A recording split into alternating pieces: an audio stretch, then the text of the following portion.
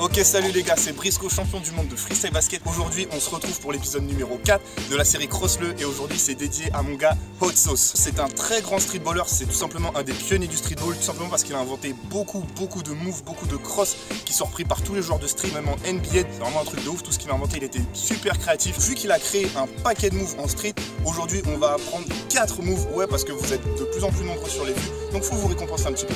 4 moves de Hot Sauce, c'est parti. Le premier move de Hot Sauce qu'on va apprendre, donc ça s'appelle le boomerang. Pourquoi le boomerang? Parce qu'on va faire comme si on jetait la balle et comme si elle revenait automatiquement vers nous. Ça marche, donc je vous montre à vitesse réelle ce que ça donne. Je suis là face à mon défenseur, je tape mes crosses, hop, comme de l'envoyer, et la balle elle revient. Et c'est exactement la situation que le défenseur est censé réagir. Il doit chercher la balle, d'accord? Donc le mouvement il se fait assez rapidement. Pour les débutants qui ne savent pas encore le faire, si je dois le décomposer, en fait ce que vous allez faire, c'est quand vous avez votre balle dans votre main, vous allez passer le ballon au-dessus de la tête du défenseur et en même temps vous allez tourner le poignet, vous voyez, comme ça.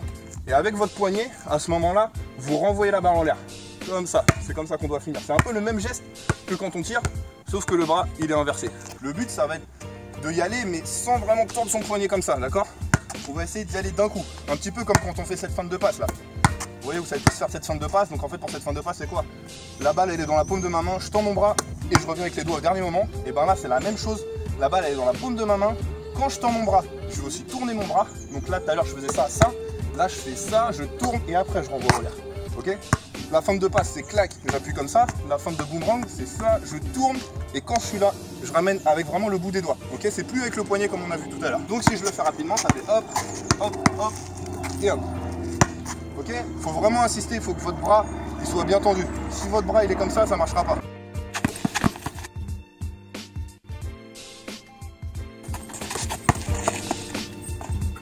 C'est pas un mouvement que vous pouvez faire en match, à moins que vous ne redribbliez pas après. Ça veut dire au moment où j'ai fait le boomerang, si je suis là, j'ai fait mon boomerang, que j'ai fait comme ça, que je la rattrape, que je redribble pas après, ça va être accepté en match. Moi je l'ai déjà fait en match officiel et on m'a jamais sifflé. Par contre, si je suis là, que je fais ça, que je la reprends et que je redribble, là c'est mort, ils vont soit vous siffler portée, soit reprise, soit un truc dans le genre, d'accord? Donc si vous voulez faire ça en match, n'oubliez pas, vous n'avez pas le droit de redribbler après. Quand vous faites le boomerang, il y a deux types de boomerang. Je peux très bien faire boomerang comme ça, en restant sur place, d'accord, sans bouger mes appuis. Soit si le défenseur il est vraiment grand, comme je vous dis tout à l'heure, qui fait une ou deux têtes de plus que vous pouvez très bien le faire en sautant, comme si vous faisiez une passe sautée. Donc c'est-à-dire que vous faites là, bam bam, bam bam bam, et bam. Là pareil, si je saute et que je reprends la balle, vous allez être sifflé marcher, d'accord? Donc faites très attention à ça.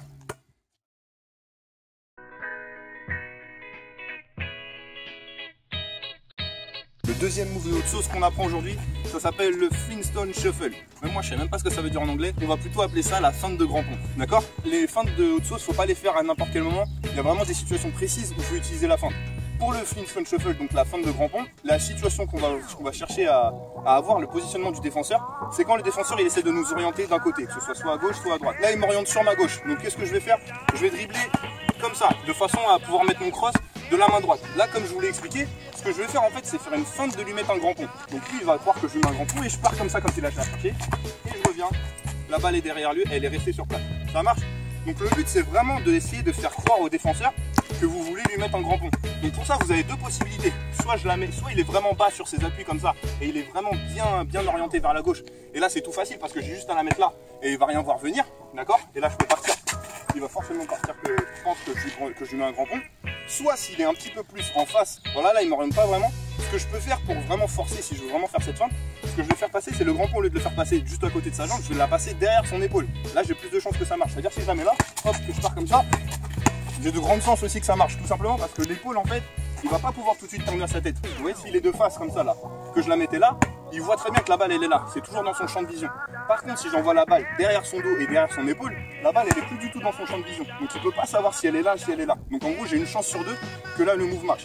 Mais si je pars tout de suite, j'ai pratiquement 100% de chance parce que le défenseur, s'il me voit partir, c'est dans l'instinct en fait d'un défenseur de basket.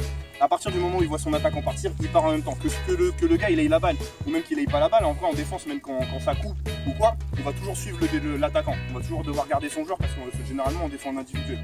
Donc je suis là, il va même pouvoir croire que j'ai fait une passe, mais s'il me voit partir, il va quand même me suivre.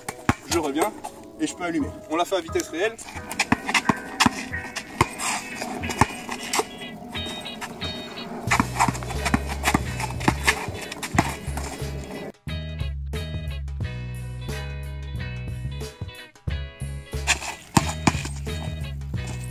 ça, vous pouvez très bien le faire en match tout simplement parce que ça reste du dribble. C'est-à-dire même si vous redriblez après, je suis ici, boum boum, je fais ça, ça reste du dribble, d'accord? Donc ça, c'est accepté en match, il n'y aura pas de galère. À moins que vraiment vous la faites en faisant un gros porté comme ça. Dans ce cas-là, ouais, ça va peut-être être sifflé. Mais sinon, en général, vous ne serez pas sifflé sur ça.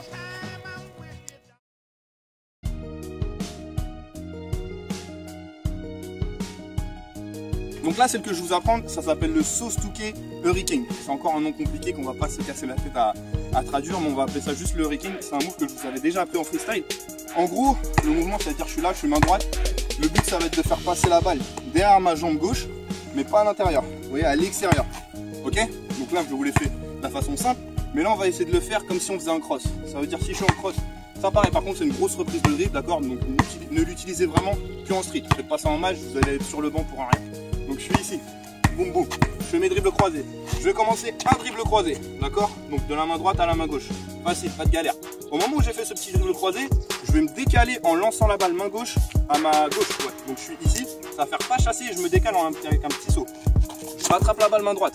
Donc là déjà, vous avez remarqué, je fais une reprise, je sais, pas la peine de marquer dans les commentaires, tranquille. Au moment où je suis ici, là, le défenseur, en gros, il va croire que je vais là-bas.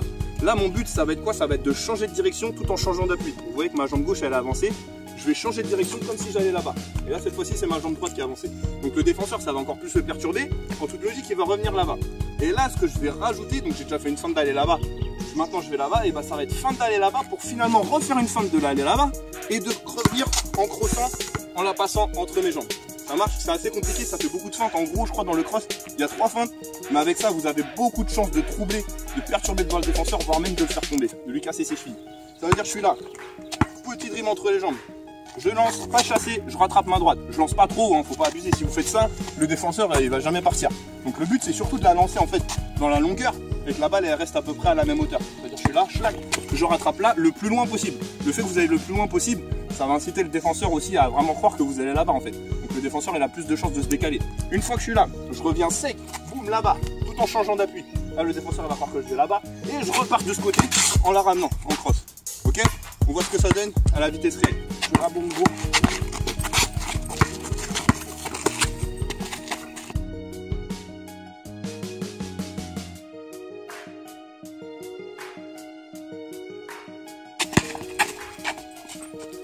Nickel.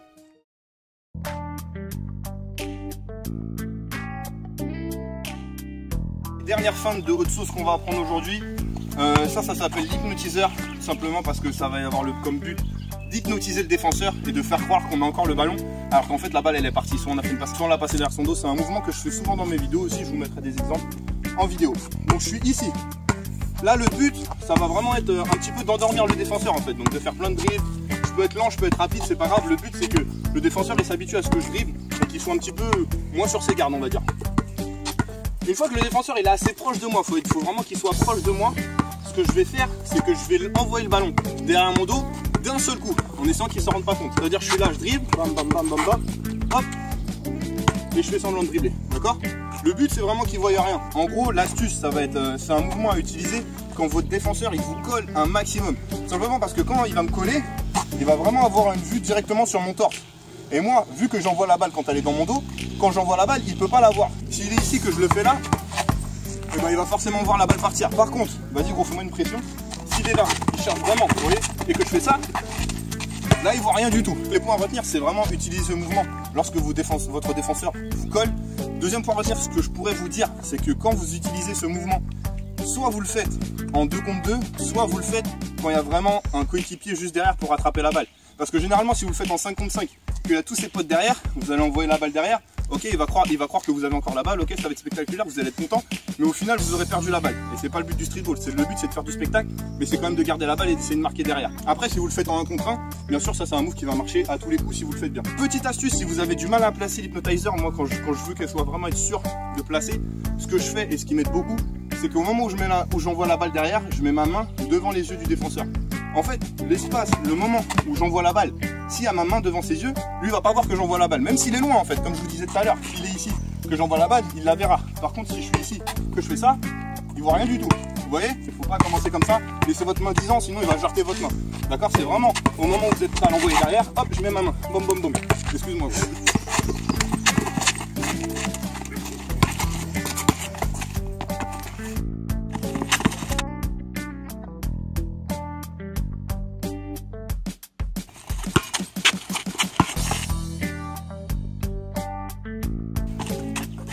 déjà la fin de la vidéo. J'espère que vous avez kiffé cet épisode de Cross-le. Comme d'habitude, si vous voulez que le Cross-le suivant soit dédicacé à un joueur en particulier, vous me mettez ça dans les commentaires. Vous me dites quel move vous voudriez apprendre de lui. Je vous invite à liker la vidéo, à commenter la vidéo, à la partager avec vos potes. Et si c'est pas encore fait, à vous abonner. Je vous dis à la semaine prochaine pour une nouvelle vidéo. Peace out.